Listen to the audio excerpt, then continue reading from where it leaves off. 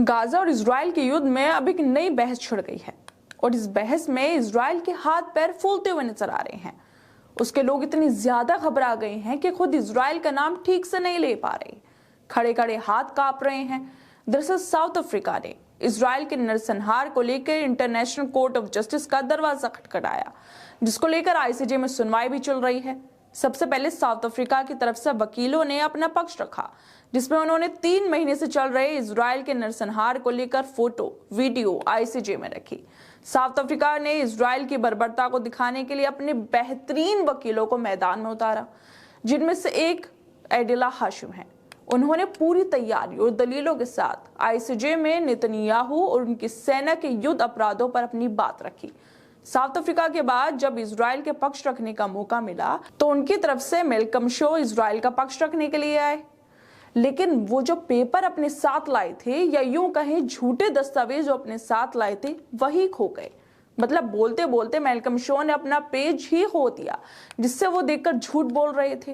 पहले तो वो इधर उधर देखते रहे, पन्नों को पलटते रहे, लेकिन आखिर में मजबूरी में उन्होंने बोलना पड़ा कि आई लॉस्ट माई पेज। मतलब कितने हास्यास्पद बात है कि इजराइल की तरफ से जो वकील साहब झूठ बोलने के लिए आए थे, वो इतने घबरा गए, उनके हाथ पैर फूल गए कि उन्होंने अपना पन्ना ही खो दिया।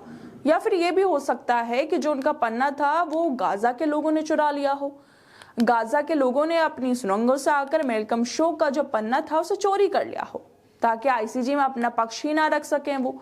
जिस तरह से इजराइल के वकीलों की, पक्ष रखने वालों की हालात अंतरराष्ट्रीय कोर्ट में नजर आई है, उससे तो यही लगता है कि नेतन्याहू और उसके लोगों के पास कोई कानूनी तर्क नहीं है बोलने के लिए। इसी वजह से ध्यान भटकाने के लिए वो इस तरह की चालबाजी कर रहे हैं। और इससे बात ये साफ हो जाती है कि 11 जनवरी को साउथ अफ्रीका ने आईसीजे में सच रखा जो दुनिया ने देखा, और 12 जनवरी को झूठे लोग, इजराइल के लोग खूब कोशिश कर रहे हैं सच मिटाने की, झूठ बोलने की।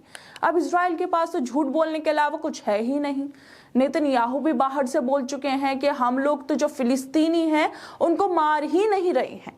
लेकिन जब बात कोर्ट में आई तो सच बोलने की आई, तो इन लोगों के लिए सच बोलना इतना मुश्किल हो गया कि मेलकम शो को लगने लगा कि अब बोलने के लिए कुछ है तो नहीं उनके पास, तो वो पेपर जो लाए थे उसे ही खो दिया जाए। लेकिन इससे ना सिर्फ कागजात, लेकिन मेलकम शो ने आईसीजे में अपनी गरिमा को भी खो दिया। लेकिन दोस्तों, देखने वाली बात यह भी है कि जब साउथ अफ्रीका आईसीजे में अपनी दलीलें रख रहा था तो पूरी दुनिया की media, western media, south Africa के दलीलों को लेकर ना तो उसने कोई ट्वीट दिखा और ना ही कोई लाइव हमें देखने को मिला। डिबेट्स भी नहीं हुई, क्योंकि साउथ अफ्रीका गाजा की बात कर रहा था। अपनी मेलकम शो की तरह ही जो हमारी मीडिया है, उसने भी गाजा को लेकर अपनी गरिमा खो चुका है। वो पूरी तरह से चुप था, वो गाजा के नरसंहार पर भी चुप रहा। लेकिन जब इजराइल की तरफ से डरे सहमे हाथों में झूठे लिखे हुए कागजात लेकर जब इजराइल के वकील आईसीजे में अपनी दलीलों को रखने के लिए कपकपाते हुए खड़े हुए, तो मीडिया जो साउथ अफ्रीका पर खामोश था वो एकदम झपट पड़ा। इजराइल को लेकर लगातार ट्वीट किए जा रहे हैं, वकीलों की हर एक बात को लोगों तक पहुंचाया जा रहा है, बारीकी से एक एक चीजों पर नजर रखी जा रही है। लेकिन यही मीडिया गाजा पर चुप था। सोचिए दोस्तों, कितने अफसोस की बात है कि मीडिया तक गाजा पर खामोश रहा, और फिर यही लोग बेशर्मी से बोलते हैं कि हम लोग स्वतंत्र पत्रकार हैं। लेकिन अब ये तस्वीर साफ हो गई है कि वेस्टर्न मीडिया का असली मालिक कौन है। दोस्तों, इजराइल के डरे सहमे वकीलों की बात यहीं पर खत्म नहीं होती।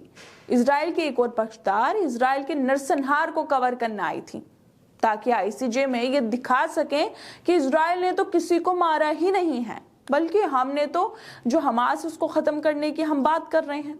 लेकिन झूठ बोलने से पहले ही उनके लफ्ज जो थे वो लड़खड़ाने लगे, और जल्दबाजी में, बस जल्दी जल्दी झूठ बोलने के चक्कर में उन्होंने इजराइल को ही गलत बोल दिया।